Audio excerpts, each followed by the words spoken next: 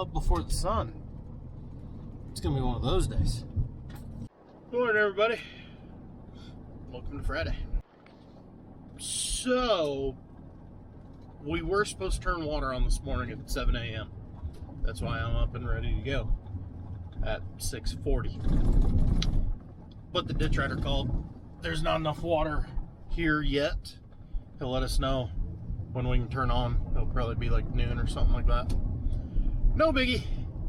So instead of that, we'll just head straight to the tractor that we were going to do after we turn the water on.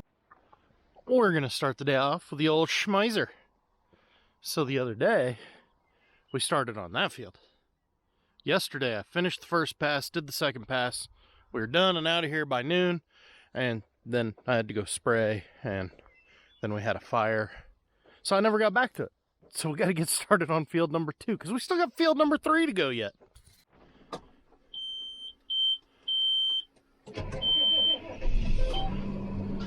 Dusty. Now, when I say fire, it was a controlled burn, or at least it started as a controlled burn. Our nice 5-mile-an-hour breeze out of the west that was making it burn beautiful in an instant switched to 30 mile an hour out of the south as wind coming off of a storm down in the panhandles got here. And for the record, I was not there. I did not light it. I just got called in to help with the problem. I was over yonders on the hill at the spray shed. Just got done cleaning out the sprayer, closing everything up, watching the fire over yonders, and all of a sudden I noticed the dry land south of town. I go, oh, the dirt's blowing out there. Oh crap. But they were already committed. And because they had that beautiful wind, they went through a spot where we normally can't burn just because it gets kind of sketchy. And then that's when the wind changed and it got sketchy on them. Luckily they hacked it quick. They caught a quick little lull in the wind, set a back burn to build a barrier to protect the neighbor's trees, because that wind wanted to push the fire through some, I don't know, mid-shin tall grass that didn't get mowed into a line of evergreen trees of the neighbors. This is why you mow your grass, guys. It kind of helps prevent fires going really fast if the grass isn't, a foot tall. But that's a story for another day. They got the back burn set. Problem is, we have a dead tree that's been laying next to the ditch for freaking years because nobody on the ditch wants to take care of it, including us. I mean, it's kind of all of our faults. It starts burning. We're like, crap. They run back to refill the water trailer, come back, we're soaking it down. And Hector just finally goes, I got a chain. Or no, I think it's Bart. Bart looked at Hector and said, do you have a chain? Let's wrap a chain around it, yank it out of here, drag it out in the field. And if it burns, it burns. It won't do any harm 100 yards over there. So that's what wound up happening. I got over there with the loader, put a bunch of dirt on the little bit of stump that was still on the bottom, smothered everything. Good to go. It was just an interesting 2 hours. It wasn't the blood pressure sky high freaking the hell out, but it was one of those, all right, we got to come up with a solution here because we're going to have a problem.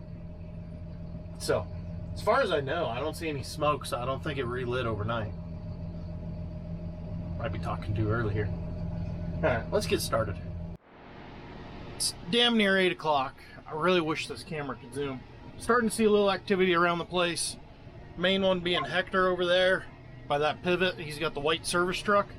He's going around cleaning out all the filters for each pivot. It's kind of our last step to get them ready. Aaron spent the last couple weeks going through, checking tires, gearboxes, U-joints, all that sort of stuff. So the last big thing, get the filters, that screen, get it cleaned out, because the first run is always incredibly dirty between the residue left over from burning all the tiny little sticks and stuff to all the tiny little sticks that didn't burn. You have a lot of filter issues on the first run or two of water, and I'll explain runs later when we go mess with water. Yeah, we're just going back and forth here. At some point I'm gonna have to stop and go help Cameron. We got to get the drill calibrated, get the seed tender over here for him so he can load up and start on that field, and then hopefully after lunch he can plant this field. That's the plan, at least. Well, according to the acre counter, we're about half done with pass 1. But right now, Cameron called when he get the drill calibrated. He hasn't done it by himself, so he wanted me to come give him a hand. So we're gonna go grab seed tender. There's a service truck. So again, Hector's cleaning out filters. I believe Bart and a water crew are headed to burn already this morning. While it's not super hot or much of a breeze, we should be able to get all the burning done. Hopefully all the burning done that we need this morning. And then maybe we'll actually be completely done out here. We'll still have to go on the other side of the river and burn, but they don't get water until sometime in April. So who knows when that'll be. It's weird how quick you adapt to a different pickup. I've been driving that one for 2 days. Now this behemoth seems weird. Apparently I missed the memo on it being take your kid to work day. Good God. Hector's got Junior. Lacano's got little Lacano. And my two are probably still in bed. I think they got Kung Fu at 9 o'clock anyways, so they wouldn't have been any useful today. Pretty simple process. Put in a little bit of seed, pull off a couple of tubes, measure how much comes out in a certain amount of time. Of course, it can never be easy. So we're gonna try the ultra easy method. Reboot the computer, because I'm telling it to start and it's not starting, so it's electric somewhere. Just computers being computers. Recycled the power, messed with it some more, and then just start kicking the hydraulics on and off while it was trying to run. And finally, whatever was stopping it, let it go. So we cut the seed out of 4 rows. You weigh it, divide by 4 so you get what's coming out of 1 row. Then you multiply by 24 to get your whole box. So it's 24 rows per box. Came out to 49.8 pounds. So I tell it 49.8. Okay. So the old spreader constant was 5032. It's saying the new one should be 5565. Save. Then we'll do the math on what we put into the drill versus how many acres he plants to know whether we need to adjust it again. The joys of just hooking it up when it's time to plant. And then you find most of your seed tubes are cracked. Luckily we had a handful, not enough. We figured out we screwed up, so here's attempt number 2. It says, that was my fault. Cameron's never set up the drill, so he didn't realize about changing the slot width. And then we had to find the book because for some reason it wasn't in the tractor. So we got the opening for each row adjusted, recalibrated. Now we're ready. So we still have several seed tubes cracked, but we're gonna go anyways. It'll plant until the crack, oh man. It'll plant until the crack makes it worse. I still didn't get all the dirt. There we go. We'll either send the big tuna as soon as he's done feeding or just have Cameron get him when he goes in at lunch. I think there's like another 13 to change yet. We did 10 because that's how many tubes we had. Ugh. God, these seed tenders pull rough. I told Cameron though, since we're only planting 100 acres, we're only going to load it about half full, the drill. So that way we can get a pretty good judgment on where our calibration number is before we go through half our seed. Because I really don't want to have to go get another tote from somebody. I cannot tell you guys how nice it is to be the guy inside the pickup with the air conditioner on and the windows closed, as opposed to being the dude up there in the breeze. I don't know if the camera's picking up the oat dust blowing around. Oh, I've got long sleeves on and I wore gloves, and I am still, my arms are so friggin' itchy from the calibrations. I cannot explain how bad oat dust is. It's brutal. Okay, make sure we got seed for every tube. Looking good. I think we're good to go. Downside is it's only a matter of time before he catches me, because that drill will plant 25 acres an hour by the time you figure in your turning. The monitor will read like 35 acres an hour, but You're not going to do that. Well, I am at 12 acres an hour, not counting overlap and turning.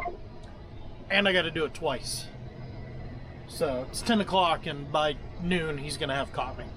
That's all right, though, because barring any unforeseen breakdowns, I should be able to get this done and at least one pass on the next field today.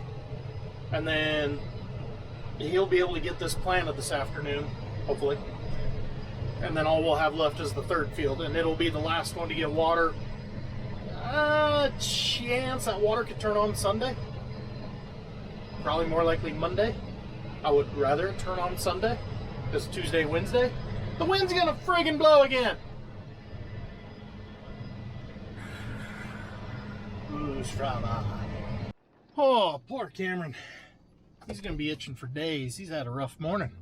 So, seed tender ran out of gas on him when he was refilling it. Technically, that's my fault, because I put gas in it and I knew it wasn't full. But I put as much in until our fuel pump decided it didn't want to pump no more. Never would have thought it was that little bit. Tells me it was very empty when I started putting gas in it. Hector brings some gas, goes kicking on, the belt won't turn. So I pull up over there for lunch, and he's digging out that whole belt by hand. My first thought is, well, let's just open the trap at the other end and take some pressure off. And sure enough, did that. Took all the pressure off. It moved. But where he was standing, he just got coated in dust. He said he's going out to eat lunch. I'm like, huh? I go to the bathroom and wash your face and neck and arms. Oh. Yeah, I'm gonna go grab some lunch, then back to the land plane. I haven't heard yet on if water's turning on this afternoon, or if we're gonna have to just wait until tomorrow. Of course, I grabbed the camera to show how it's just blowing straight over the engine when I go this way. And now, it just kind of all but died. A minute ago, I couldn't see Cameron. Oh, now it's starting to pass me again. It's a little dusty out here. That's what I'm trying to say. It's a little bit dusty. See, this is what I'm talking about.